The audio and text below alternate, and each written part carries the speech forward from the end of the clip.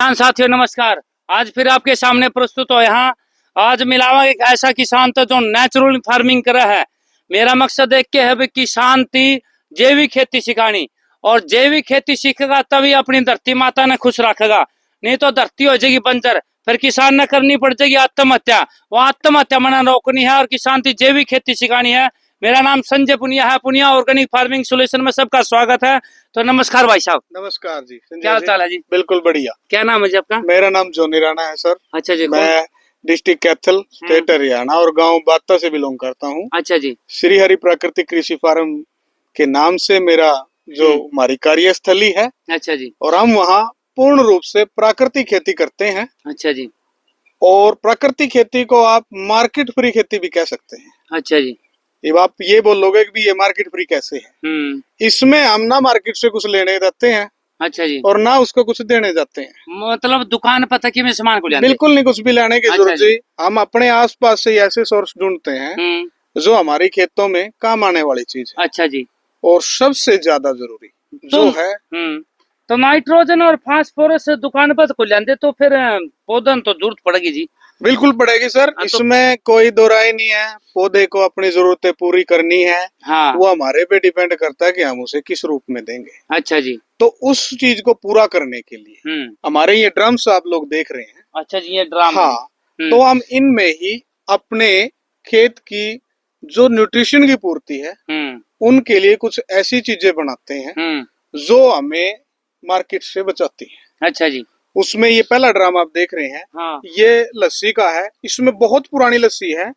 इसमें शायद आपको कोई कीड़ा भी नजर आए।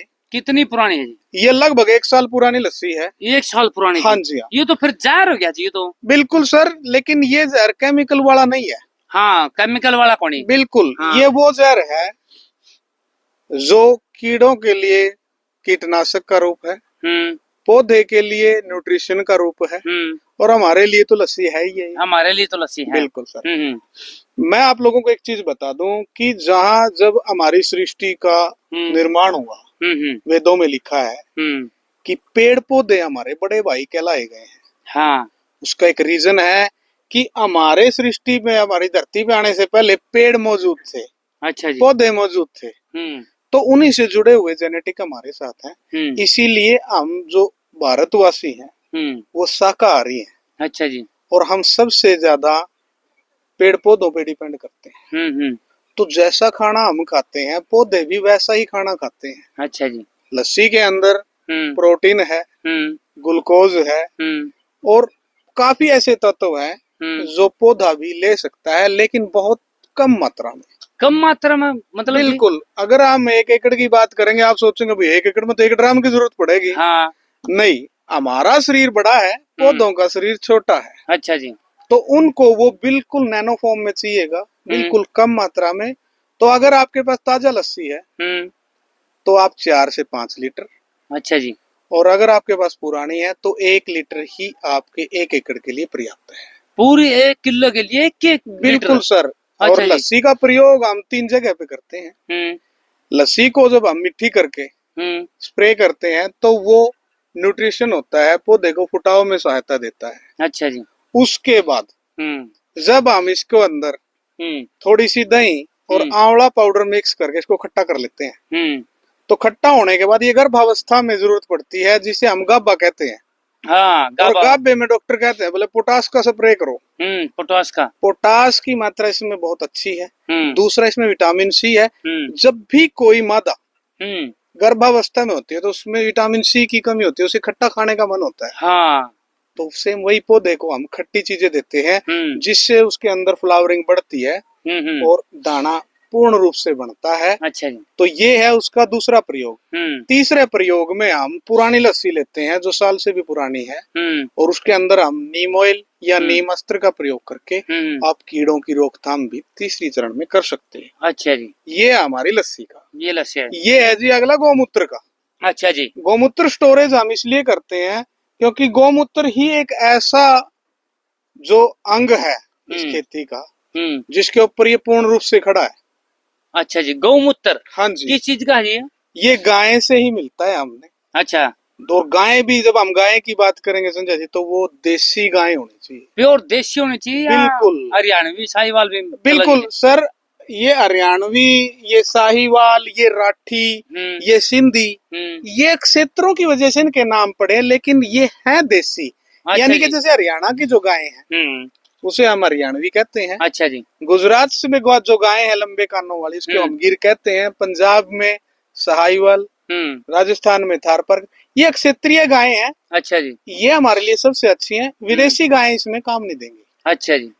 गांव गौमूत्र की जब बात होगी तो फिर वो देसी गाय का ही गौमूत्र होना चाहिए। अच्छा जी। क्योंकि गौमूत्र से और गोबर से हम जीवामृत बनाते हैं। क्योंकि जब प्राकृतिक खेती की जब हम बात करेंगे तो उसके 4 स्तंभ हैं, बीजामृत, जीवामृत, घन जीवामृत, और फिर रोगों की रोकथाम के लिए अच्छा जी, जो हम 10 प्रणी अर्क बनाते हैं, नीमास्त्र बनाते हैं, वो चौथा चरण में आ जाते हैं। अच्छा जी। तो जब जीवामृत हमने बनाना है, जीवामृत बनाने की विधि मैं आपको थोड़े टाइम में बता दूं, कोई साथी जो देखते हैं वो सीख भी सकते हैं। उसमें हम 10 किलो गोबर लेते हैं गाय का ताजा। अच्छा जी। और 10 लीटर गोमूत्र, उसमें 2 किलो गुड़, 1 किलो बेसन, और किसी भी बड़ पेड़ के नीचे की गिल्ली मिट्टी। अब बहुत से साथी कहेंगे भी उसका क्या मतलब है? हाँ। बड़ पेड़ सबसे लंबी उम्र के होते हैं। अच्छा जी। और कभी भी आपने कभी देखा हो, और साथियों ने भी, कि बड़ पेड़ कभी बीमार नहीं मिलेगा आपको। ये बीमार होते नहीं ना, तभी ये सैकड़ों वर्षों तक जिंदा रहते हैं। जिंदा कौन रखता है? बैक्टीरिया। उसके नीचे इतने शानदार बैक्टीरिया हैं जो उसको जिंदा रखते हैं। तो वो बैक्टीरिया हम लाके इसके अंदर छोड़ते हैं। अच्छा जी। तो जीवामृत जब हम इसको घड़ी की दिशा में और बाद में उसको पानी लगा के ड्रम को भर लेते हैं, 200 लीटर ड्रम में ये सामग्री डालनी है। अच्छा जी। और उसको हम जब घड़ी की दिशा में बनाएंगे, घुमाएंगे, तो गर्मियों में 4 दिन और सर्दियों में 6 दिन तक वो तैयार हो जाएगा। उसको आप पानी के साथ छोड़ देंगे तो सबसे बेहतर है। अच्छा जी। क्योंकि वो जीवों का भंडार है। गाय के गोबर से हमें बहुत से बैक्टीरिया मिलते हैं, और बड़ पेड़ की मिट्टी से। और बेसन उनके लिए खुराक है, और गुड़ उनको मल्टीप्लाई करता है, ताकत देता है। हाँ, डबल। हाँ, तो वो जब हम खेतों में छोड़ते हैं, वो जामन के रूप में छोड़ते हैं, और खेत के अंदर जो फसल अवशेष हमने दबाए हैं वो उनसे खाद बनाना शुरू कर देंगे। और बैक्टीरिया ही वो बीज के साधन है जो पौधे को मिट्टी से लेकर खुराक पौधे तक पहुंचाते हैं। अच्छा, ये जो फिर गौमूत्र है जी, हाँ जी, इसका किस चीजों में प्रयोग करो जी आप जी? गौमूत्र में अगर किसी भी तरह का फंगस आपकी फसल में आ जाता है, ये उसको भी रोकता है। अच्छा जी। कोई खराब बैक्टीरिया आ गया, ये उसको भी रोकता है। क्योंकि अच्छा गौमूत्र सबसे शानदार एंटी फंगल और एंटी बैक्टीरियल चीज है। अच्छा जी। और आजकल तो आपने सुना भी होगा कि गौमूत्र से हम कैंसर को भी रोक रहे हैं। अच्छा जी। तो कहीं ना कहीं ये चीजें बड़ी कारगर है। और गौमूत्र के साथ आप अपने खेत को शुद्ध बना लेते हैं जब आप जीवामृत उसमें छोड़ते हैं। अच्छा जी। उसके बाद घन जीवामृत। घन जीवामृत और भी आसान चीज है। अच्छा जी। 1 क्विंटल गाय का ताजा गोबर लीजिए, उस पे 2 किलो गुड़ और बेसन डालिए, बड़ पेड़ की मिट्टी डालिए, उसको अच्छे से मिक्स कीजिए, और गौमूत्र भी डाल सकते हैं उसमें, और उसको मिक्स करके आप छाया में रख दें। और जब भी हम फसल की बिजाई करें, मिट्टी की तैयारी में 5 से 10 क्विंटल के बीच आप घन जीवामृत डाल के अपनी फसल को बीजामृत से शोधित करके आप उसकी बिजाई करें, तो आप देखेंगे कि कितने शानदार रिजल्ट इन चीजों के हैं। अच्छा जी। हाँ, और बीजामृत बनाने का भी एक बड़ा शानदार तरीका है। बीजामृत में हम गोबर लेते हैं और बहुत कम मात्रा में चूना और थोड़ा सा गौमूत्र, इन चीजों के साथ हम बीजामृत बनाते हैं। 2 दिन उसको तैयार करते हैं, तीसरे दिन उसको ना बीज के ऊपर लगा के और उसकी बिजाई कर देते हैं। तो एक शानदार फसल की हम उम्मीद रखते हैं। तो ये बीज को फिर लगा के छिड़कना पड़ा है या मशीन में गिरना पड़ा जी?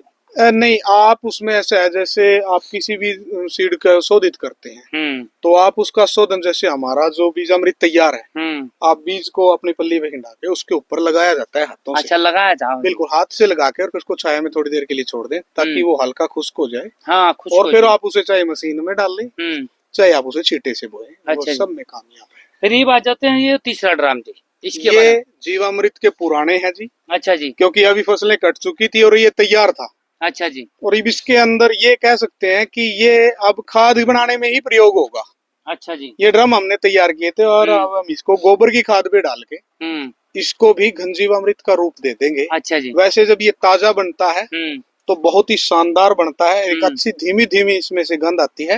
अभी तो इसके अंदर थोड़े कीड़े भी हो गए हैं। अच्छा जी। लेकिन हम इसका प्रयोग खाद में खाद के डालेंगे। रूप में हाँ करोगे? जी हाँ। अच्छा जी। और मैं इस आपकी वीडियो के माध्यम से साथियों को ये कहना चाहता हूँ, जिनके मन में ये भी रहता है कि उत्पादन घट जाएगा, वो ये मन से वहम निकालते। अच्छा जी। मैं उन साथियों से बड़े ही साफ सुथरे ढंग से कहना चाहता हूँ, अगर वो एक पहले ही साल प्राकृतिक खेती की जितने इनपुट ट्रेनिंग के दौरान बताए जाते हैं, अगर वो ईमानदारी से उनको पूर्ण रूप से दे दें, अच्छा जी, तो वो एक शानदार उत्पादन लेंगे।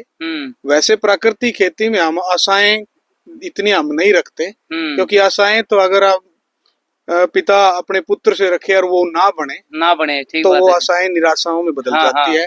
हमें आशा करनी चाहिए एक शुद्ध अनाज की। मात्रा तो भगवान ही तय करते हैं, वो उसको कितना देना तो उस मालिक ने है जी। बिल्कुल देना है जी। आप भी जानते हो कि जहाँ ओले गिरे, हाँ ये बोले तो वहाँ कहाँ गए, वो केमिकल भी घुसड़ गया और प्राकृतिक खेती भी खत्म होगी। ठीक बात है जी। तो जब हम खुले क्षेत्र में खेती करते हैं, जब हम 90% भगवान पे प्रकृति पे डिपेंड करते हैं, तो मात्र 10% रला के जो हम केमिकल करके पूरी चीज को जहरीला बना देते हैं। ठीक बात है जी। तो वो खतरनाक है। तो मैं साथियों से बिल्कुल ये इसलिए कहूंगा क्योंकि प्राकृतिक खेती एक सरल खेती है। अगर कोई मेरे डिजाइन से या मेरे तरीके से करता है, क्योंकि मैंने पिछले कई सालों से इस खेती के अंदर की जटिलताओं को कम करने की कोशिश की गई है। भी आप जो आपके पास अवेलेबल आप उसी से करें।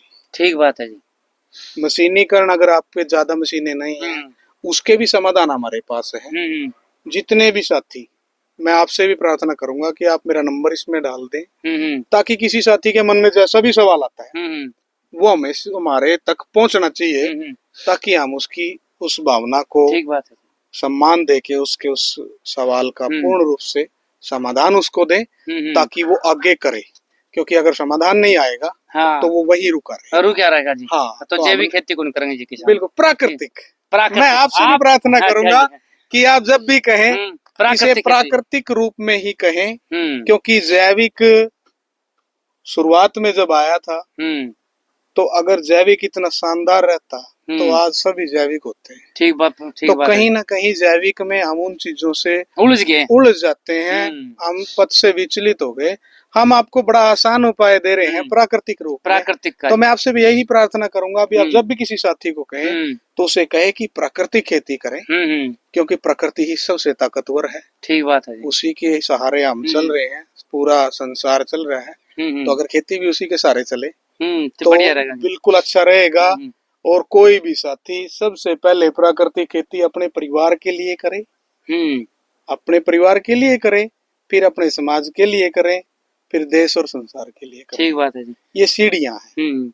आप अपना अनुभव बढ़ाते रहें। और पहली बात और सबसे मुख्य बात, जो भी साथी प्राकृतिक खेती करे वो सबसे पहले प्राकृतिक खेती की ट्रेनिंग जरूर लें। ये वो पहली खेती है जिसको सिखाया जा रहा है, वरना आज तक किसी साथी को ना केमिकल सिखाया गया। ठीक बात है जी। ना जैविक सिखाया गया। वो उड़ती उड़ती आई और चली गई। लेकिन प्राकृतिक खेती को मूल रूप से सिखाने के लिए ट्रेनिंग सेंटर्स हैं अपने। सबसे बेहतरीन सेंटर हमारा कुरुक्षेत्र है, लेकिन आपके नजदीक जैसे हमारा जींद में अमेठी संस्थान भी है, वहाँ भी बड़ी अच्छी ट्रेनिंग दी जाती है। ठीक बात है। तो जिनको जो नजदीक लगे आप वहां से ट्रेनिंग ले। और जो साथी हमारे से मिलने की इच्छा रखता है, मेरे नजदीक का है या आते जाते भी कोई आए, तो भाई का वेलकम है। हम उनको प्राकृतिक खेती सिखाएंगे भी, समझाएंगे भी। ठीक बात है जी। बिल्कुल। किसान साथियों, ये भाई जोनी का नंबर देवांगे। भाई कोई भी किसान पूछना चाहता हो, भाई खेत में आके देखना चाहता हो भाई खेती कुकर करी जा है, तो नंबर दिया जाएगा। और उसका पहला एक बात बता दू भाई जुट जाओ भाई, नेचुरल फार्मिंग करनी पड़ेगी, प्राकृतिक खेती करनी पड़ेगी, प्राकृतिक खेती करनी पड़ेगी। जो भगवान ने देना है वो भगवान ने देना है, धरती माँ ने पैदा करके देना है, ना अपना हाथ में कुछ है और ना भाई अगली पीढ़ी का हाथ में। देना खुद परमात्मा ने है, धरती माता ने। फिर भी यहाँ पे रासायनिक खेती का पीछे पड़ रहे हैं भाई। 200 मन ले लिया, 500 मन ले लिया और योग एट दिया होना जाना कुछ नहीं भाई। घर भी बर्बाद है और दुकान का कर्जा भी सर हो जाए और पैदा इतनी होती को नहीं। तो इब जोनी भाई का नंबर देवांगे हाँ तो जॉनी जी नंबर दे दो जी आपका। मेरा नंबर है जी 9996 793085। अच्छा जी। ये मेरा नंबर है। कोई भी साथी किसी भी समय मेरे से बात कर सकता है। और मैं साथियों से ये कहता हूँ भी अगर मैं किसी कारणवश फोन ना उठा पाया तो मैं कॉल बैक जरूर करूंगा। ठीक बात है जी। और एक आखिरी बात जो हमारे से छूट गई थी, आज सरकार भी चाहती है कि हम प्राकृतिक खेती करें। हाँ, सरकार भी पूरा जोर लगा रही है। क्योंकि मैं सरकार का वो रूप काफी दूर तक देख चुका हूँ। गुजरात में प्राकृतिक खेती के स्टूडेंट तैयार हो रहे हैं, वहां यूनिवर्सिटी खोल दी गई है।